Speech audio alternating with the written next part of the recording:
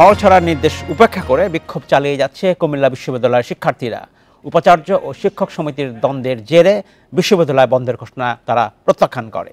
এর আগে মঙ্গলবার সন্ধ্যায় সিন্ডিকেটের সভায় বিশ্ববিদ্যালয় বন্ধের ঘোষণা দেয় প্রশাসন। এসব নিয়ে আলোচনা করতে আমার সঙ্গে যোগ দিচ্ছেন জগন্নাথ বিশ্ববিদ্যালয়ের উপাচার্য এবং কুমিল্লা বিশ্ববিদ্যালয়ের সিন্ডিকেট সদস্য অধ্যাপক ডক্টর সাদেক হালিম। অধ্যাপক সাদেক হালিম, আপনাকে স্বাগত জানাচ্ছি। আমি বলছিলাম যে শিক্ষক সমিতি এবং উপাচার্যের দ্বন্দ্বের একটি অচল অবস্থা তৈরি হচ্ছে কুমিল্লা বিশ্ববিদ্যালয়ে। এই মুহূর্তে সমাধান কি করলে এই সমাধান দূর হতে পারে বা কবে হবে? বিকাশে কম খরচে ক্যাশ আউটের লিমিট বেড়ে 50,000, প্রিয় এজেন্টও 2টা। সমাধান তো এত সহজ নয়। সিন্ডিকেট মিটিং হয়েছে, আপনি সেটা উল্লেখ করেছেন। আর সেই সিন্ডিকেট মিটিং এর আগে আরেকটি সিন্ডিকেট মিটিংও হয়েছিল। সেখানেও আমরা এই বিষয়টি বিস্তারিত আলোচনা করেছি এবং শিক্ষক সমিতির সাথে আসলে প্রশাসনের একটি দ্বন্দ্ব চলছে এবং প্রায় আমরা বলতে পারি যে রোজার ঈদের সময় থেকেই এই ধরনের সমস্যাটা উদ্ভূত হয়েছে যে শিক্ষক সমিতি নির্বাচনের পরেই একটি ঘটনা হয় যে তারা যখন সৌজন্য সাক্ষাৎ করতে যায় কুমিল্লা বিশ্ববিদ্যালয় উপাচার্যের সাথে, তখন যেটা আমরা দেখেছি গণমাধ্যমের বরাত দিয়ে এবং যেটা সিন্ডিকেটে মাননীয় উপাচার্য কুমিল্লা বিশ্ববিদ্যালয় উল্লেখ করেছেন যে একটা বাকবিতণ্ডায় জড়িয়ে পড়েন শিক্ষক সমিতির কিছু সদস্যের সাথে প্রশাসনেরও কিছু সদস্য। তখন একটা অপ্রীতিকর পরিস্থিতি হয় এবং পরবর্তীতে শিক্ষক সমিতি কিছু দাবি দাওয়া দিয়েছেন সুস্পষ্টভাবে। সেখানে যে দাবিগুলো আছে সেটা হচ্ছে যে প্রক্রিয়ায় ডিন মনোনয়ন দেওয়া হয় সেখানে তাদের কিছু মতামত আছে, চেয়ারপারসন নিয়োগের তাদের কিছু মতামত আছে। প্রচলিত শিক্ষা ছুটি, আপনারা নিশ্চয়ই জানেন যে যখন বিদেশে শিক্ষকরা পড়াশোনা করতে যান উচ্চ শিক্ষার জন্য তখন তাদেরকে শিক্ষা ছুটি নিতে হয় এবং এই বিষয়গুলো আসলে প্রাধান্য পেয়েছে তাদের দাবি দেওয়ার মধ্যে। আর একটা হচ্ছে যে পদোন্নতির সময় শিক্ষকদের, এটা সকল পাবলিক বিশ্ববিদ্যালয়ের রিকোয়ারমেন্টস, যে কিছু প্রকাশনা, মানে আমরা যেটা বলছি যে আমরা জানি যে আমাদের সরকারি পর্যায় থেকে ওটা বলা হচ্ছে যে আমরা যেন পাবলিক বিশ্ববিদ্যালয়ের শিক্ষকরা গবেষণার দিকে দৃষ্টি দেন। তো এই জায়গাগুলোতে যে প্রচলিত নীতিমালা, এটা যে কেবলমাত্র কুমিল্লা বিশ্ববিদ্যালয় প্র্যাকটিস হচ্ছে তা কিন্তু আমি যারা বলার চেষ্টা করছি শিক্ষকদের দ্বন্দ্বে, শিক্ষক সমিতি যারা শিক্ষক, যারা প্রশাসন আছেন, বড় বড় পদে আছেন, তারাও শিক্ষক। তাহলে এই দ্বন্দ্বে শিক্ষার্থীরা যে ক্ষতিগ্রস্ত হচ্ছে, সমাধান তো করা দরকার, শিক্ষকদেরই সমাধান বের করা দরকার। তারা কি করবেন তাহলে বা কি করা হচ্ছে সামনে? এই প্রশ্নটা খুবই ভালো যে দেখেন এখানে কিন্তু শিক্ষার্থীদের সাথে কোনো দ্বন্দ্ব বা পরিস্থিতি হয়নি, যেটা অনেক সময় অনেক বিশ্ববিদ্যালয়ে আমরা লক্ষ্য করছি। কিন্তু কুমিল্লা বিশ্ববিদ্যালয়ের যে মানে প্যাটার্নে আমরা দেখতে পাচ্ছি যে একটা সমস্যা দেখা দিয়েছে। সেখানে বিশ্ববিদ্যালয়ের উপাচার্যকে অবাঞ্ছিত ঘোষণা করা হয়েছে, ট্রেজারারকে করা হয়েছে, প্রক্টরকে করা হয়েছে, কিন্তু উল্লেখযোগ্যভাবে বলা যায় যেখানে যে প্রো ভাইস চ্যান্সেলর যিনি আছেন তাকে কিন্তু অবাঞ্ছিত ঘোষণা করা হয়নি। সেহেতু বিষয়টি একটু গুরুত্বের সাথে বিবেচনা করা প্রয়োজন যে শিক্ষকদের সাথে প্রশাসনের যে কথাগুলি আমি একটু আগে বলেছি যে দাবি দেওয়া তারা উপস্থাপন করেছে সেটা নিরসনের জন্য কিন্তু গতকাল যে সিন্ডিকেট হয়েছে সেখানে পরিষ্কার বলা হয়েছে যে দুইটি নিরপেক্ষ আমি ধরে নিচ্ছি যে এই দ্বন্দ্বে বিশ্ববিদ্যালয়ের একার পক্ষে হতে সমাধান বের করা সম্ভব নয়।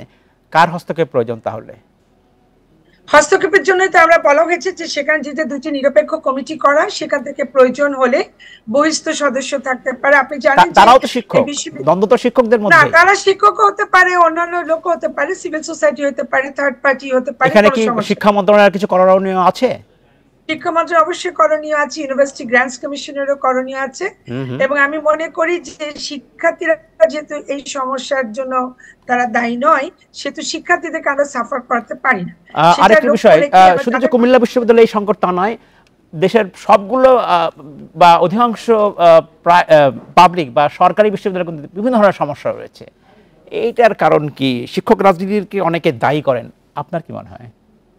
আর শিক্ষক রাজনীতি তো অবশ্যই আছে, শিক্ষক রাজনীতি থাকা প্রয়োজন, ছাত্র রাজনীতি যেমন থাকা প্রয়োজন, কিন্তু সেটা আর কি আমরা বলি যে স্বাস্থ্যসম্মত ভাবে হয়তো রাজনীতি হয় না, অনেক সময় এটার মধ্যে অনেক ধরনের ফ্যাকশনস হয়ে যায়, ভেস্টেড ইন্টারেস্ট গ্রুপ কাজ করে এবং এবং একটা প্যাটার্ন হয়ে যায়। পৃথিবীর বড় বড় বিশ্ববিদ্যালয়ে যাদের কথা আমরা র্যাঙ্কিং এ বলি বা এক কথায় বলি অক্সফোর্ড ইউনিভার্সিটির কথা বলি, হার্ভার্ডের কথা বলি, সেখানেও শিক্ষক রাজনীতি আছে, ছাত্র রাজনীতি আছে এরকম? শিক্ষক রাজনীতি সব জায়গায় আছে, যে উন্নত বিশ্বেও আছে, কিন্তু সেটাতে একটা সফিস্টিকেশন আছে। সেই সফিস্টিকেশন কেন এখানে আসছে না, বাংলাদেশে কেন হচ্ছে না? দিন দিন না, দলীয় কিন্তু রাজনীতির ধারক বাহক হচ্ছেন শিক্ষকরা বা ছাত্ররা, কেন এটা হচ্ছে? আপনি শিক্ষক রাজনীতি যেটা আছে সেই বিষয়টা আলোচনাটা কিন্তু একটা বড় ক্ষেত্র, সেটা আপনাকে আমি এক সেকেন্ড আলোচনা করে আমি সেটা এক্সপ্লেন করা সম্ভব নয়। কিন্তু শিক্ষক রাজনীতি হবে শিক্ষার্থীদের জন্য, শিক্ষক রাজনীতি হবে শিক্ষকদের, তারা যেন সবকিছু ভাতা, বেতন ভাতা, সুযোগ সুবিধা পায়, গবেষণার সুযোগ সুবিধা পায়, উচ্চশিক্ষাতে যেতে পারে। এখন এই বিষয়গুলো নিয়ে যদি আমরা বিবাদে জড়িয়ে পড়ি তাহলে কিন্তু আমার শিক্ষার্থীরা সাফার করবে। একটি বিশ্ববিদ্যালয়ের লাইফ লাইনই হচ্ছে আমার শিক্ষার্থী, সেই লক্ষ্যে কিন্তু যেমন ডাক্তাররা যেমন ব্রত নিয়ে আসে যে চিকিৎসা করতে হবে যে কোনো পরিস্থিতিতে, তেমনই শিক্ষকদেরও কিন্তু সেই ব্রত নিয়ে তারা আসছেন যে তাদেরকে শিক্ষা মানে পাঠদান করতে হবে, শিক্ষকতা করতে হবে। সেই ক্ষেত্রে তারা যদি এই ধরনের আমরা রাজনীতি বলি বা আমরা সুযোগ সুবিধা আদায় করার জন্য যখন আমরা মোবিলাইজ করি, তখন হয়তো পাবলিক পারসেপশন এটা খুব নেতিবাচক হয় বা ন্যারেটিভসটা খুবই নেতিবাচক হয়। কিন্তু এখানে আমি মনে করি যে সরকারের যেমন সুনজর প্রয়োজন, কেননা পাবলিক ইউনিভার্সিটি, পাবলিক বিশ্ববিদ্যালয় বা সরকারি বিশ্ববিদ্যালয় কিন্তু এক ধরনের পারসেপশন আমার কাছে মনে হয় নেতিবাচকই এখন। শুধু এইটা না, বিভিন্ন বিশ্ববিদ্যালয়ে যারা উপাচার্য আছেন তাদের বিরুদ্ধে বিভিন্ন সময় নিয়োগের ক্ষেত্রে অভিযোগের কথা শুনি আমরা, বিভিন্ন প্রজেক্টের ক্ষেত্রে অন্যায়ভাবে কাউকে কাজ দেওয়ার কথা অভিযোগ শুনি। এই সংকটগুলো যদি চলতে থাকে তাহলে তো সরকারি বিশ্ববিদ্যালয়ের প্রতি আস্থাহীনতাই তৈরি হতে পারে।